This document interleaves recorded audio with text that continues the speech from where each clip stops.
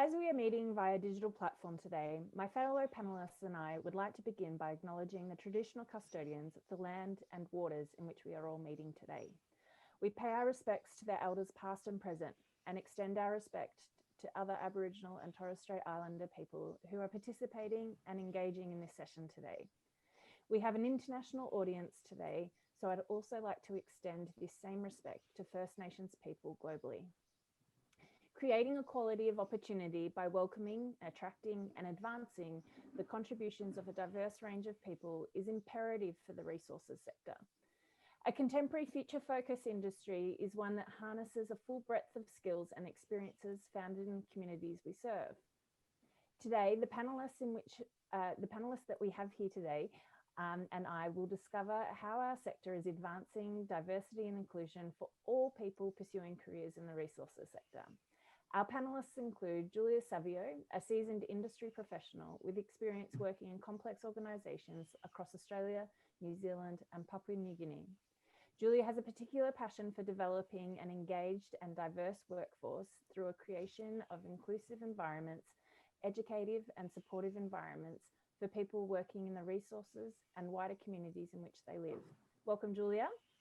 I also found out that when I was reading through your bio, you're going to be a doctor soon. Yeah, that's the plan. It could be 2 years, 7 years down the track, but I am doing my doctorate. I'm looking forward to calling you Dr. Giulia. Thank you. And then we already have a distinguished doctor, Dr. Stacy, who is an anthropologist with over 12 years experience working as an international development specialist and strategic advisor. Dr. Stacy has a particular expertise in the intersection between mining, gender, renewable energy, community resilience, and economic empowerment, and has consulted a range of international and multilateral organisations, including the UNDP, UNICEF, UN Women, and the European Commission. Dr. Hope was recently appointed to the Women in Mining UK's Executive Committee as a head of global outreach and a committee on which she was also the lead for the Sub-Saharan Africa and Latin America. Welcome, Stacy. Thank you, Sarah. And good luck, Giulia. Oh, Stacy, I'll need help. You can call me anytime. Great. You're in the right time zone for a late night phone call too. Absolutely. And next up we have Katie Yamaguchi, who is joining us today. Katie is a gang leader and Wanyu woman from the Mount Isa region of northwest Queensland, who currently lives and works in Canberra with PwC's Indigenous Consulting. Katie has spent more than 18 years working as a geologist in underground hard rock operations.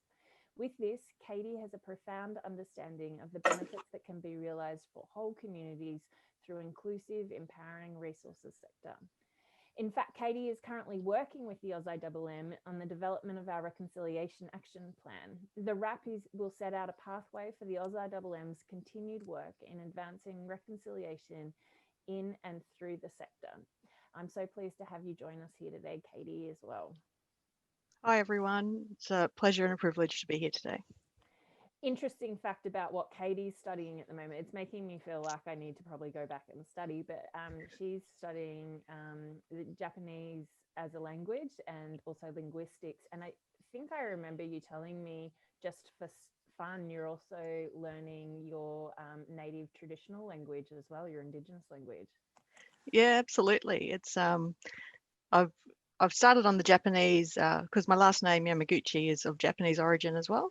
Yeah. So I've started down that path, and then through working with PwC's Indigenous Consulting, I've become aware that there's this growing surge in Australia for First Nations languages, and so I really want to uncover and become fluent and teach my family, which is the way that things are, and the next generation how to speak Ganglada and Wanyu.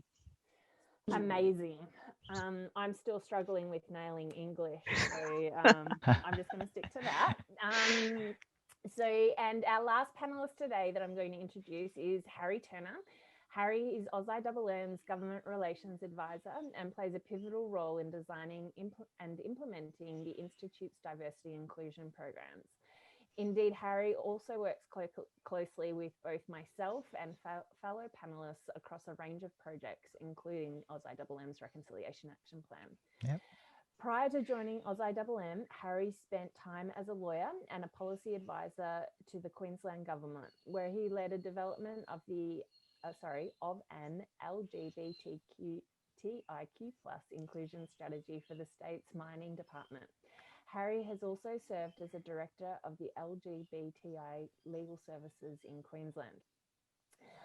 And I lied, Harry wasn't last, I forgot myself. So my name is Sara Prendergast, and I'm the head of finance and procurement for St. Barbara. I'm also a board director of the AusIMM, and I chair the AusIMM's Council for Diversity and Inclusion. And in 2017, I was granted a scholarship to research how to effectively attract women into operational roles. And the same year, I was named an Australian Exceptional Woman in Mining by the Minerals Council. And 2018, I was named in the top 100 globally inspirational women in mining. You always feel like a jerk reading out. You did it really well, Clara. Yeah, thanks. Yeah. So glad you saved us all from having to read our own bios. If you'd asked us all to introduce ourselves, Absolutely. would have Maybe been great. that's how we even it out. So my career journey started in outback Western Australia in a town called Leinster. It's about 400 kilometres north of Kalgoorlie, and some people say it's not the edge of the earth, but you can see it from there. And it took me, my career took me across the country to other remote mining towns, including out to Roxby Downs and twice to Mount Isa, because Mount Isa you can never go once, you always got to go back for more. And one of the retrospective things that I often reflect on is that the leadership teams always looked the same and often felt the same as well. And as an industry, I still think we have a way to go in redefining what leadership looks like and what is required into the future for a sustainable, innovative mining industry. The industry is still making their way through how to listen and hear voices of difference and understand different ways of thinking and how to nurture these ideas and build on them. But that's what it is to be a professional, to be open to new possibilities, insatiably curious. Being a professional is a public declaration to perform your profession to the highest of standards. So it makes sense to be passionate as a professional about surrounding yourself with diversity of thought. That's why at the AusIMM, we are interested in how we are assisting all our members to contribute to shift diversity and inclusion in the mining industry. And my first question is going to be to Giulia, so get prepared. You've made a lot of advancements in diversity and inclusion. In fact, your impact has spilled from your workplace right over and created change across the Australian resources sector. So my first two questions to you are, why is a diverse and inclusive sector important when we think about the benefits for learning and development, attracting skills, and meeting operational targets? Do you want me to load you up with the second question now, or do you want to go for that first? Sure, no, load me up. Yeah, all right. I love a challenge. And more importantly, because I like to keep my D&I discussions, as you will have known before from our previous discussions, I like to keep them very outcome driven and give our audience key points of takeaway.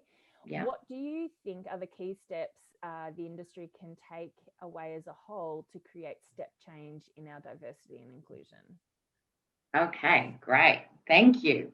If I could start, also just wanted to make out a little call out, and you've mentioned about redefining, and in the introduction you talked about how the panel theme is creating equality, and I just thought it was a really important call out to also acknowledge that there is a difference, and an important one, between equality and equity. And I think we need to understand those differences, and it's really important, particularly in diversity and inclusion, when we are looking for change and progress, that we understand that equal treatment isn't always going to be fair and equal to all, because there are different challenges and barriers for entry. So we need to think about equity more importantly. In regards to your first question, the benefits for me, and pleasingly, I think the industry as a whole has really accepted the benefits. As you know, there's so many great articles out there from PwC as well, of course, that highlight the numerous benefits, whether it's improved attraction, retention, increased satisfaction, improved well-being. There's numerous reasons, but why we do it, I think, is important too in understanding. And for me, it's plain and simple that it's the right thing to do, and it should certainly be aligned to the leadership's values and the organisation's values. And if it's not, you're doing it because it's the right thing to do, it also makes great business sense. And we've listed some of those benefits, as I mentioned, that it does improve retention of great talent, which is really important. You touched on as well about diversity of thought. And as an industry, it is so important for us to have innovative thinking. And certainly in the time of COVID, we have also seen the need to be agile and flexible. And I think a greater diverse working environment is so important and has really proven the test after a really challenging COVID time. In regards to your second question, I am so with you, Sara, that it is so important that we actually have actions coming out of this. And for everyone tuning in, I think an action is educating yourself. And it was a great introduction where we talked about so many of us having that continual learning journey. And awareness, I think, is really key to diversity and inclusion. It is a complex and challenging space that is ever evolving. And I'm really proud to be a part of AusIMM and the work that they're doing with the Diversity and Inclusion Council, and even more excited that there is an upcoming AusIMM Diversity and Inclusion course that will actually enable people to join in and learn about the complexities of diversity and inclusion, but importantly, the takeaways, so actions on what we can do. And to that point, I think things that we can do is communicate. It's really important that as a whole, we communicate collectively and talk about our actions and plans, so having a strategy. And again, the AusIMM Diversity and Inclusion course will help you with that as well. Absolutely. Katie, I'd be interested from your perspective on the relationship between workforce diversity and inclusion and the benefit to the community. What role does the resources sector play in creating social, cultural and economic prosperity? And I always think of this in one of the most visual kind of standouts for me is in Mount Isa and outback, northwest Queensland, is you do see that difference in economic prosperity. You can cross a road and see the wealth that mining creates, and then see this area where a lot of our Indigenous people live, and you can see this disparity in wealth. And I'd love to hear your perspective on what you think from both as an Indigenous woman and also as part of the resources sector, what role we can play in closing that gap. Thanks, Sarah.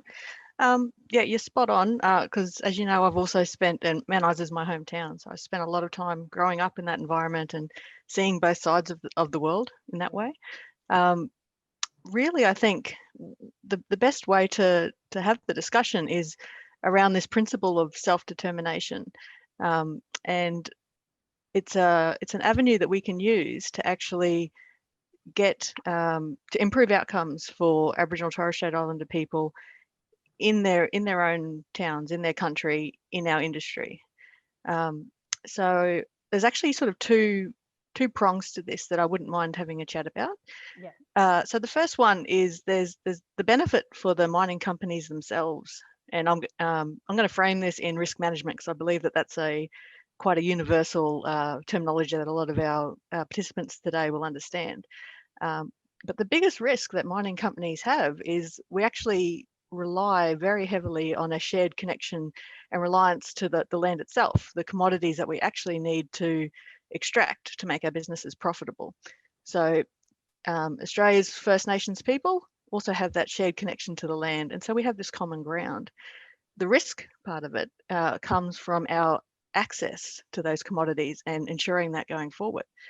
If we think about the mining industry, 100 years ago, mining companies just had agreements with government, essentially, to access. Around 40 years ago, native title came in, which was a scary time for mining companies. But now it's business as usual, and we have systems of compliance and agreements that allow both parties to access and protect the land. Most recently, maybe 5 years or so ago, this theme of social license to operate has come in, and I've seen it starting to pop up more and more in especially the AusIMM's conferences.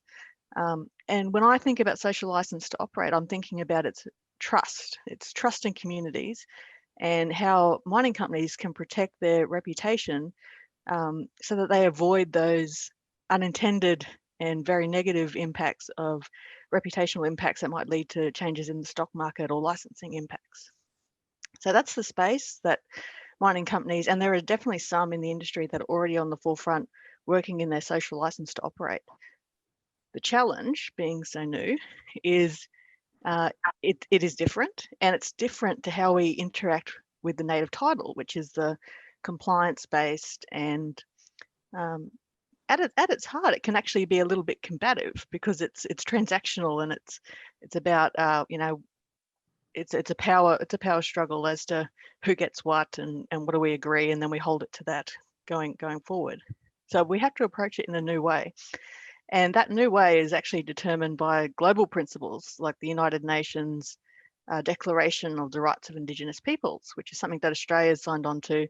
And as I say, some of these companies that are on the forefront are already trying to model their social license to operate on these principles. And self-determination is one of those. Self-determination to anyone is just having a say in what goes on in your own life. And whether you're an Indigenous person or not, we all like to have that. We all like to vote. We all like to decide what job we have, or what we're going to eat for dinner, what career path we're going to take.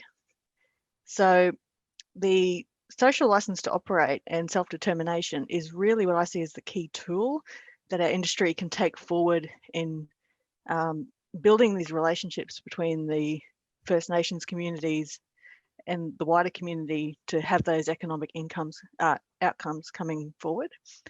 And the absolute best way that we can achieve that is a lot of the things that Giulia has just spoken about, which is having people, a diverse workforce in the decision-making arena to start with. And if there's one message that I can take back to communities, it's mining companies aren't physical entities. They're just collections of people that are making decisions. So if we can get in there, and whether you're an operator and you just get a seat in the State of the Nation's room and you're hearing about what's going on, but better yet, if you can get a seat at the mine planning table or the manager's table or the board of directors table, and you're actually having impact and sort of power influencing decisions on what's going on country, that is the absolute best thing that we can do for First Nations people. Of course, we know that at the moment, there is a gap to get there. There's employment, educational gaps to, there aren't a lot of Indigenous geologists and engineers out there to just start populating all of these boardrooms. So what we have to do within our industry is actually, what can we do to educate and raise awareness with the professionals that we already have through avenues like the AusIMM and conferences like this, so that we can all start making those decisions with that framing in mind of self-determination. What's the best approach, human rights approach, to involving the community in self-determination? Katie, if I can just support everything you're saying, I could not agree more. And just to add to that, a really wise Wiradjuri man once told me that no one can make a decision if they're not in the room. So a call out to, all of our leaders, if you are making a decision on behalf of an Indigenous group, LGBTQI, women, people with disabilities, and you haven't got those players at the table, then the decision cannot be made. That legitimacy, isn't it, Giulia? Yeah. Yeah. I think legitimacy is critical. And Katie, I mean, it's interesting you point. There's also that emerging. I think our sector, we've led historically in areas like sustainability, where we've developed that sense of a professional identity as someone that really takes responsibility and leads the way for sustainability is something, for example, that the sector's been on a long journey and for a long time. And I think that social performance thing and that social responsibility element that you recognize is really, really critical, and something that professionals and definitely the AusIMM are increasingly recognizing. We have a dedicated cohort of we have a social performance chartered professional program, and the whole framework around that is about making these things a priority for people. So not only for people that are in those maybe emerging professional disciplines, but helping those people that are maybe a social performance professional to understand the role of every single person, your frontline worker, in delivering socially beneficial outcomes. You know, if you're a mine planner, what is your role in contributing to something like social performance? And as Giulia says, it's precisely the same when you think about other things like bringing a more diverse cohort generally into the sector. It's really, really critical to make sure that the individual understands what their role is. Yeah, absolutely, Harry. And I absolutely couldn't agree more. When I thought about this topic, I stopped and I thought, well, how much influence, unless you're the GM, how much influence can you actually have? But if you're the surveyor, you can create those files that everyone else will use that pick up where our heritage articles are on the land, and that can help with exclusion zones, to protect them. If you're in the environment department, you can be doing monitoring and reporting that creates data, and when there's data, there's reporting and there's communication, and it's front of mind. So I'd struggle to think of anyone on a site that couldn't have some way that they could contribute to better outcomes if we just open up the discussion and have people aware, starting to have that awareness of what they can do.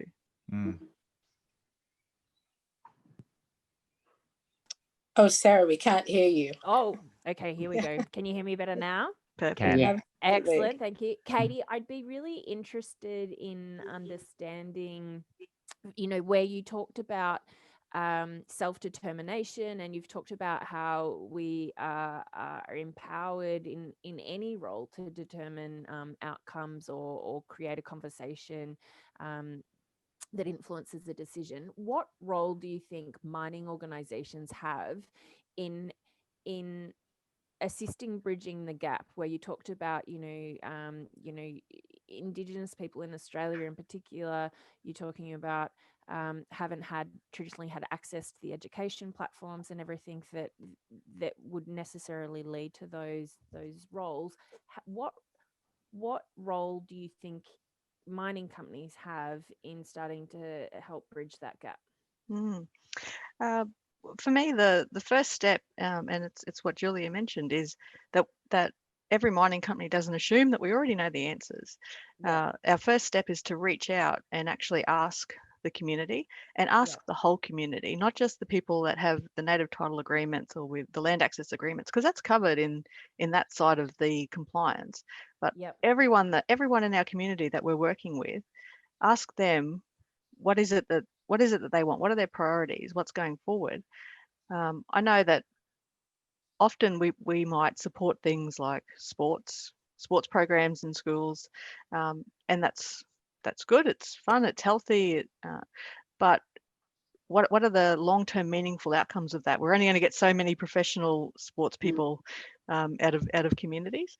And so if we ask the communities what's really important to you, there may be opportunities for, can we get our high school students into traineeships or even just awareness programs so that they know what is out there? Because if you don't know what's out there, how do you know that that's the path you need to go onto and to go into with university or as an operator?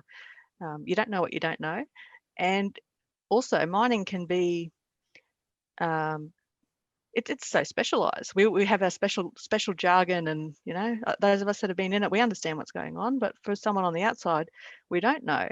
And sometimes because it's also seen as You know, in some cases, like a big pit, it's ripping up the country. So not every community actually wants to be on the machine doing that in the pit. But once they see all of the extent of mining, of all of the lateral arms and things that we can bring into with economic development, with businesses, with the auxiliary services, with finance, with safety, all of these other elements, that there's a whole world that we can open up opportunities for if we make that aware for people. And that really speaks to the outreach that organizations like AusIMM and the Women in Mining Group really try to support through events, but it's really reaching the communities in which mining takes place, and where we do see the need for that perspective to be engaged amongst those communities. It's something that I see quite frequent in Latin America. So my jurisdiction is not Australia. It's Africa, Sub-Saharan Africa and Latin America. And looking at those communities, you find that people don't know what the jobs are, what the different roles are that they could occupy. Even as a service provider, you know, they think it's all about digging, but what are the other options and how do they gain access? And it's something that we really need to look at, not just the mining companies, but governments, NGOs. How do we all work together in really bringing awareness to the roles and to access to those roles as well? Absolutely. And just to build on something that hit to my heart that Katie mentioned as well, was in, you know, community investment that mining companies do. I'm a finance professional, and so I see all that money that go through the accounts. And one of the things that I found very frustrating is seeing is that transactional kind of nature of investment into the communities, where often there isn't a strategy in terms of how do we link this to the sustainability of the community around us, so that when the ore is gone, how does that community exist without us? So making less short-term investments to the local football club and, you know, all the sporting type things, and how do we start creating infrastructure for this community to go on without us and make a permanent difference. I just, obviously it's something that hits me a lot when I see those transactions go through. I think it's something that we could be thinking about quite differently.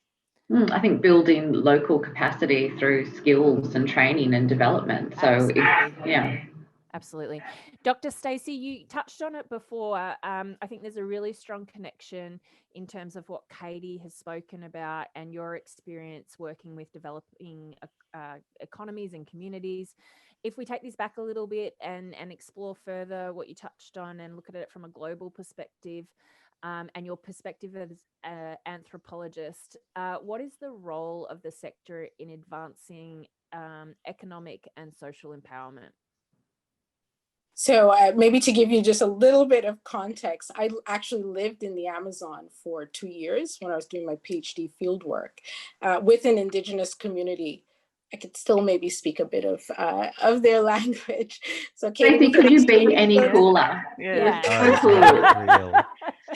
Auna is what they would say for no, so Auna. But taking, if I was to take a more Indigenous look at relating to Katie, mining is not something that has been born out of Western culture. It's not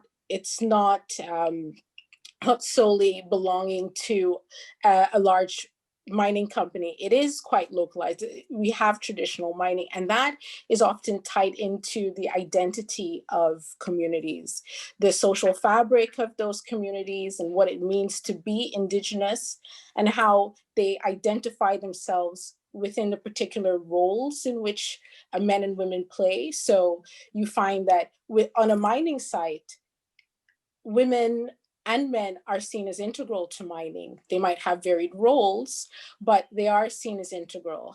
Where the disparities lie, it's well, who has access to the resources, who has the benefits at the end of the day? And is it that women are working much longer hours, which we often see, because their space is not just in the mining context, but it's also in the domestic context. And to supply from dusk to dawn, the family's needs and the community needs, there is that burden that we see. So looking at it from more localized and relating it to Katie's experiences, we see that diversity is often not considered within the artisanal small scale side of mining, and how those impacts should be mitigated. But if we were to look at the large mining companies' role within the local context, mining companies are large contributors to national GDP, especially in these countries that are predominantly low and middle income countries. And we've seen this increase in the role of mining as a large contributor, especially as a fiscal contributor to these jurisdictions. Now, what we're seeing more with the UN SDGs is actually mining companies taking a shift towards, well, what is the role that we play in sustainable development? We used to have this CSR agenda that was very much, here's a project, there we go, thank you, we've ticked the box of doing a community project. And it was, as you rightfully said earlier, Katie, a very short-term agenda. There was the longevity, the sustainability behind it was not considered. So now you're seeing mining companies and the likes of Anglo, Mark Kutafani is on everything related to the UN SDGs. But we're seeing mining companies voluntarily signing up for the UN Global Compact, for example, and AusIMM, and really relating the development agenda to their own organizational structure. It's becoming very systemic. How do we ensure that, whether it's energy saving within the company to gender parity, that can translate from the company to the communities? So we're seeing quite a powerful influence of mining companies driving a lot of the developing economies, the way in which communities are shaped, and the ways in which governments then look at their own policies to address the development issues. So, for example, Nigeria has now opened up a financial window for women who want to be a part of the mining sector to have access to funding, which is really one of the issues that we've seen: financial inclusion of women into the mining space. So I'll stop there because I am quite aware that Harry is also maybe. Well, I have one more question for you. So you're not done yet. Oh, good. And you started to address it, but I just wanted to build on it a little bit more. I was recently gifted a book called Invisible Women, and it spoke to me about the absence of gender disaggregated data. And again, being a finance professional, data really speaks to me. But it was talking about the impacts that not having that disaggregated data has on the health and prosperity of women globally, particularly in developing nations. Dr. Stacy, can you take me through what you're seeing on the global stage? You spoke about Nigeria in terms of what governments, not-for-profits and private organizations are doing, particularly in increasing women's economic prosperity and health through workplace participations, and what can the rest of us learn from that? Like, what are some of the most creative things that you're seeing? Oh, well, for one, you're absolutely right. There is a deficit in data, gender disaggregated data, and I'm actually working on gender disaggregated data right now for UN Women as it pertains to climate change and disaster risk management. So it's something that we're seeing the database being built upon. It's very gradual. It's very difficult because quite a lot of the jurisdictions that are the most difficult to gain access have geospatial issues, barriers, getting to those places. I'm also working on data for UNICEF. So that which is one of the largest data sets for the UN. And a lot of the issues come from the accessibility of communities and getting a wide perspective on what's actually happening on the ground.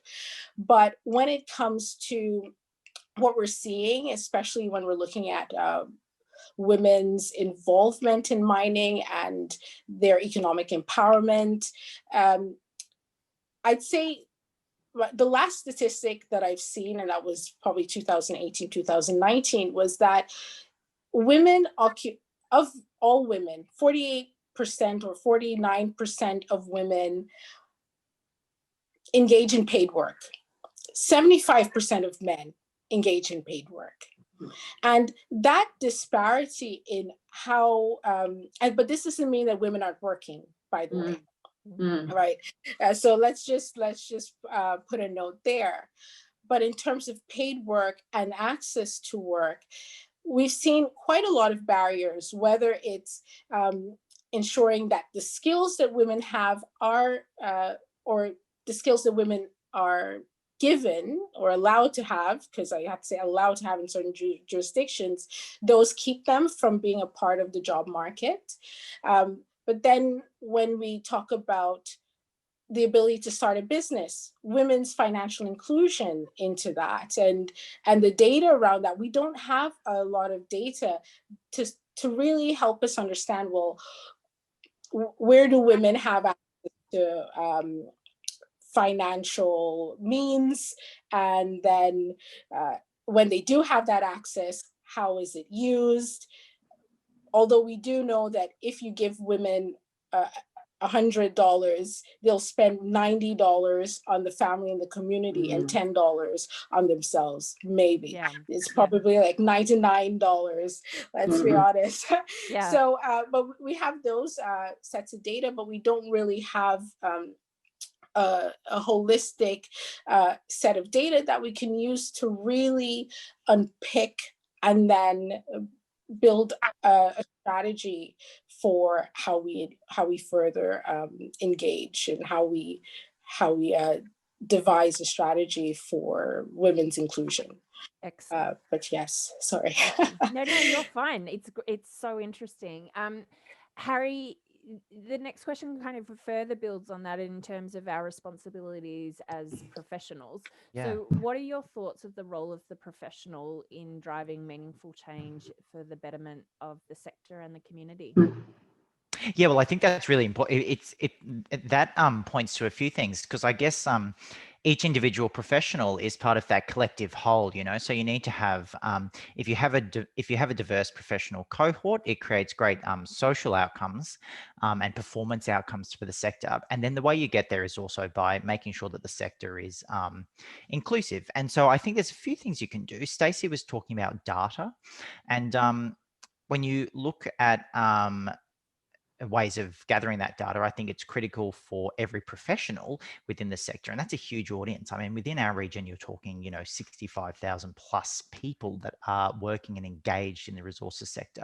So I think the first thing that you can do as a professional is contribute your perspective and your sense of priorities and your insights on your experience and what you witness in the sector, because that helps us understand what the kind of current state is. It helps us understand where we need to go.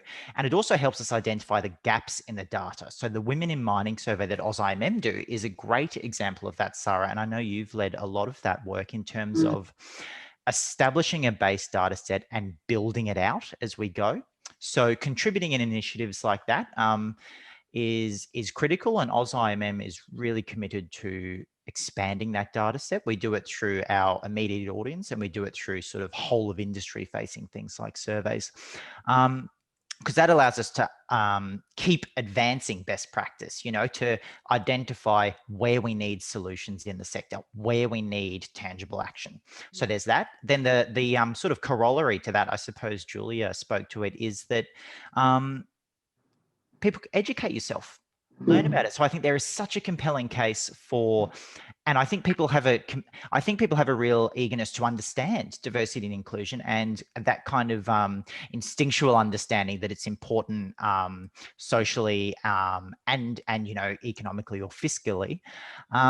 So commit to educate. Giulia mentioned the diversity and inclusion course, but also engage in events like this. I think it's critical, and really take care and understand the outcomes or the findings that come from the research that we do. For example, through the Women in Mining survey. So I think that's a really big piece. That's probably all about knowledge, I guess. So contributing your knowledge and then expanding your knowledge. And there's a lot that the professional can also do in terms of creating safe spaces and creating opportunity. Our sector has such a strong understanding of physical safety, why that's critical. And that same culture can apply and does apply, I think, and people are understanding it applies to sort of personal safety, I suppose, in a more comprehensive sense. So what I would say is, show your support, advocate, and share opportunities through things like mentoring, by profiling diverse people working in the sector and people who are leading the cause here, and partner. A lot of what we do at that whole of profession level is partner with people like PwC, like Women in Mining, like Pride professionals, and a number of First Nations organisations to help us understand and then share that knowledge. So look, that's a high level summary. I really want to get to the networking actually, but yeah. And the thing that I really like that you spoke about, that I'd really like to see start kind of penetrating through the industry more, is that idea of psychological safe spaces, not just physical safe spaces. I think that is going to be a huge step forward in helping people in our industry reach their full potential. And I mean, that creates value for the individual and for the shareholder, right? Big time. So and the community. Good point. So thank you, Giulia, Dr. Stacy, Katie, and Harry. It's been an excellent conversation today, and I've learned a lot, and I hope the audience has too. I would like to now invite everyone who has been listening along to attend a networking session that we have up next, and will be available through the IMARC platform, and you'll have the opportunity to speak to all of us as well. Thank you, and have a great day. Yeah, can't wait. Thanks all. Thank you. Thanks, Lovely. everyone. Thanks.